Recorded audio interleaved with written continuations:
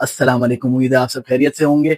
आज हमारा tank buildup का पार्ट 2 है, जिसमें हम लोग टैंक का बल्क वाला काम जो है वो करेंगे, यानी कि हार्डस्केप, एक्वास्केप और वो सारी चीज़ें। कुछ जगहों पे एक जगह में लड़खड़ाया भी हूँ, लेकिन वो चीज़ भी पूरी कर ली है और इसी वजह से वीडियो को आने में थोड़ा टाइम लग गया है।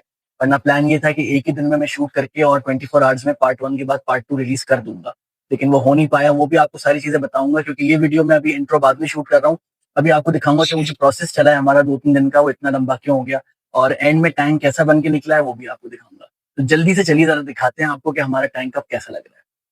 ओके भाई, तो शुरू करते हैं इस टैंक से। आपने देखा होगा पिछली वीडियो में काफी क्लाउडी था ये, तो उसको मैंने साइकिल करने के लिए छोड़ दिया था। और अब जरा मैं आपको ये दिखाता हूँ। देखिए हमारा टैंक कितना क्लियर हो गया है। पीछे मैंने एक लाइट लगा दी है जो कि मेरे पास पड़ी हुई थी, कोई मैंने खास अभी नई परचेज नहीं करी है इसके लिए। और अगर आप देखें तो पूरा पानी जो है ना क्रिस्टल क्लियर हुआ है। तो इसका मतलब ये है कि बेनिफिशियल बैक्टीरिया और नाइट्रोजन साइकिल सारी स्टैब्लिश हो गई है। और अब हम इसको आराम से हार्डस्केप कर सकते हैं और एक्वास्केप कर सकते हैं। तो चलिए जरा शुरुआत करते हैं हमारे टैंक को एक्वास्केप करने से। तो भाई सबसे पहले हम लोग काम जो करेंगे वो ये है कि हम इसको करेंगे हार्डस्केप। हमें एक सेंट्रल पीस चाहिए जो कि होगा ये रॉक, ये सैंडस्टोन। और मेरे माइंड में ये है कि मैं इससे बनाऊंगा एक तरीके का केव, क्योंकि एक रॉक नहीं, दो रॉक के साथ होगा। हर मछली को केव पसंद आता है, तो होपफुली अच्छा रहेगा। अभी तो मैं जरा इसको रख के देख रहा हूँ कि इसका एस्थेटिक कैसा आ रहा है। तो मुझे तो अच्छा लग रहा है ये, यहाँ तक कि मुझे लग रहा है थोड़ी सी मरीन वाली लुक दे रहा है। तो खैर अब जरा दूसरा रॉक लेके आते हैं और उसको भी सेट करते हैं। ओके भाई, तो इस वाले रॉक को जरा सा एंगल करके और ये दूसरा वाला रॉक यहाँ रखेंगे। ये केव मैंने पहले अलग से बैठ के बनाया काफी देर तक। और अब होप करता हूँ कि इसको पानी के अंदर ना ये प्रॉपरली बना रहेगा। उम्मीद तो यही है मेरी, और देखते हैं जरा। हम्म, हाँ भाई ठीक है, जैसा सोचा था वैसे ही है। माशाल्लाह बहुत ही खूबसूरत केव जैसा एक लुक आ गया है। और आई थिंक ये हमारा सेंट्रल पीस रहेगा इस एक्वेरियम का। अच्छा भाई, अब ये चीज हो गई है, तो अब सैंड के अंदर दो पत्थर बैठे हुए अच्छे नहीं लग रहे। तो इसलिए हमें थोड़ा सा ना ये मोटा ग्रेवल जो है, इसको मैं जरा यहाँ पे, ये रिवर रॉक ही है बेसिकली। इसको मैं यहाँ पे, जहाँ पे ये पत्थर सैंड को टच कर रहा है वहां पे रखूंगा, ताकि ऐसा लगेगा जैसे इसी पत्थर में से ना एक मतलब टेक्सचर, एक ऑल्टरेशन आना शुरू होगी थोड़ी सी। इस सैंड से वो ग्रेवल और ग्रेवल से वो रॉक, तो वो बड़ा खूबसूरत लुक आता है। तो ये पत्थर जहां जहां ये हिट कर रहा है ना सैंड को, जहां भी सैंड को टच कर रहा है, वहां पे फिर मैं इसको डाल देता हूँ। दूसरी बात ये है कि ये जो ग्रेवल है ना, ये इसको रिइंफोर्स भी करेगा। और ये कि ये पत्थर जो है ये आगे पीछे होंगे नहीं, वैसे तो नहीं होंगे मुझे उम्मीद है, लेकिन ये ग्रेवल की वजह से ये आसानी हो जाएगी।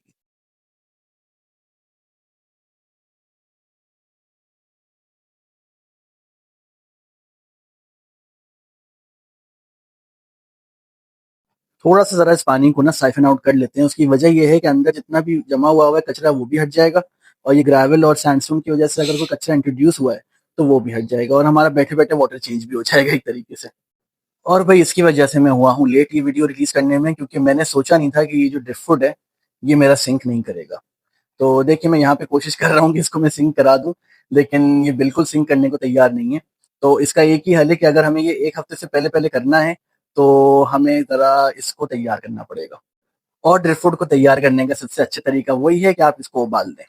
ठीक है, उबालना नहीं है, मतलब गर्म पानी के अंदर इस तरीके से रखें कि आसानी से इसकी ऊपर की लेयर भी निकल जाए, और दूसरी बात यह है कि इसके जितने भी पोर्स हैं अंदर, तो उसके अंदर आराम से पानी भर जाए। तो ये ड्रिप जो है आपका क्योर भी हो जाएगा और तैयार भी हो जाएगा। ठीक है भाई, तो जरा इसको ड्रिप को वापस डालना शुरू करते हैं और देखते हैं सिंक कर रहा है कि नहीं। और साथ में इसकी ऐसी अरेंजमेंट करना है कि ये पत्थरों के ऊपर बड़ा नेचुरली से निकलता हुआ दिखे। तो हाँ भाई, बिल्कुल सिंक कर तो रहा है। और मेरा प्लान ये है कि मैं पीछे से आगे की तरफ ना इसकी ब्रांचेस को निकालता हुआ दिखाऊं, जिस तरीके से स्पाइडर वुड दिखता है।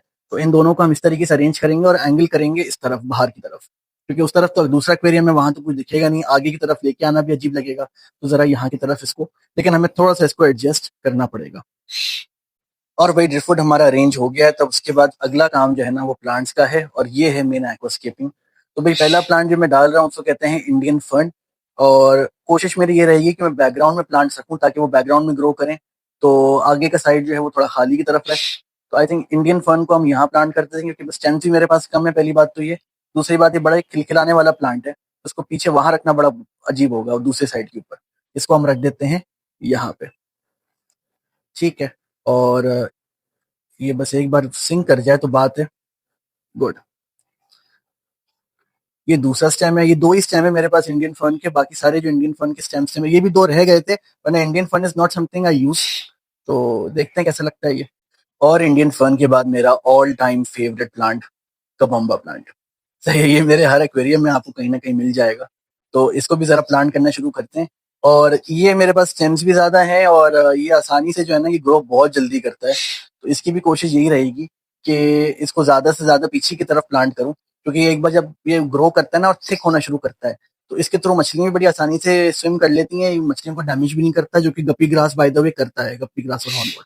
ओके भाई, अब एक काम ये करते हैं कि ये जो पानी हमारा सारा कम हो गया है, इसको भरना शुरू करते हैं। और ये थोड़ा क्लाउडी कर देगा पानी को, क्योंकि ये पानी जो मैं डाल रहा हूँ ये साइकिल नहीं है। लेकिन कोई बात नहीं, अभी हम इसमें वैसी फिश नहीं डाल रहे। अभी तो हम सिर्फ एक्वा स्किप करके, हार्ड स्किप करके और इस टैंक को फुल करके छोड़ रहे हैं कि ये टैंक एक बार इवॉल्व हो जाए, एस्टैब्लिश हो जाए।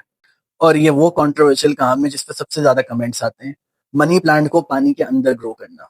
बहुत से लोग कहते हैं कि नहीं करता, लेकिन मैं आपको पर्सनली दिखा सकता हूँ पानी के अंदर ग्रो करा हुआ ऐसा मनी प्लांट जो कि सालों से, इजिली 2 सालों से अंदर इस तरीके से लगा हुआ है। तो रॉट करता है, लेकिन अगर पहले से ही रॉट कर रहा होगा तो वो रॉटिंग जल्दी होती है, वरना ये महीनों चल जाता है। और मेरे पास 2 स्टेम्स हैं, मैं दोनों स्टेम्स को ऐसे करूंगा कि अंदर हमें और मजीद कवर मिल जाए और डेंसली प्लांटेड ही टैंक लगे। और फाइनली फ्लोटिंग प्लांट्स है मेरा सबसे ज्यादा फेवरेट प्लांट, हॉर्नवॉट। ये जहाँ चला जाता है ना, ये इतनी खूबसूरत लुक देता है कि बस ये मेरी हर टाइम की सिग्नेचर लुक होती है कि ऊपर से हॉर्नवॉट हैंग कर रहा हो। गप्पी ग्रास बिल्कुल भी नहीं।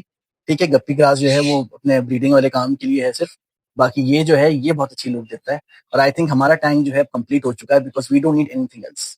तो भाई इस टैंक को हम इसी तरीके से छोड़ देंगे तकरीबन 1 से 2 दिन के लिए, इसको और इवॉल्व होने देंगे। अगर कोई प्लांट्स निकल जाते हैं तो उनको दोबारा डाल देंगे। और सिर्फ अभी जो मैं काम कर रहा हूँ वो ये है कि इसमें मैं ये डाल रहा हूँ गुआवा के पत्ते फोरग्राउंड में। ठीक है, इससे होगा ये कि गुआवा जो है वो टैनिन्स लीच करेगा, तो हमारी फिश जो है उसको भी टैनिन्स चाहिए, तो ये भी एक अच्छी लुक देगा। बाकी इस टैंक को अब मैं नहीं छेड़ूंगा। 2 दिन के बाद इसके अंदर हम ऐड करेंगे हमारी नई क्रेजी फिश। तो हमारा टैंक हो गया है तैयार, और अब इस टैंक को हम लोग जरा 1-2 दिन के लिए मजीद वेट करने देंगे, क्योंकि इसमें हमने देखी तकरीबन कोई 30% वाटर चेंज करा है, और नया पानी गया है, नए प्लांट्स गए हैं, नया वुड गया है।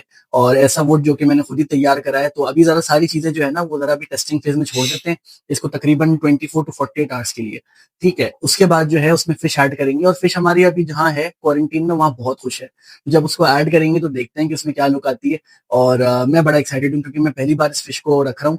तो लेट्स सी कि क्या लुक आती है। मैं बहुत एक्साइटेड हूँ इस चीज को लेके। ठीक है, तो ये भी देखेंगे, और अगली वीडियो में पार्ट 3 में मिलते हैं। पार्ट 3 में हम इस टैंक के अंदर फाइनली लाइफ डालेंगे, स्नेल्स, श्रिम्प्स, फिश, और हो सकता है कुछ और भी, देखते हैं।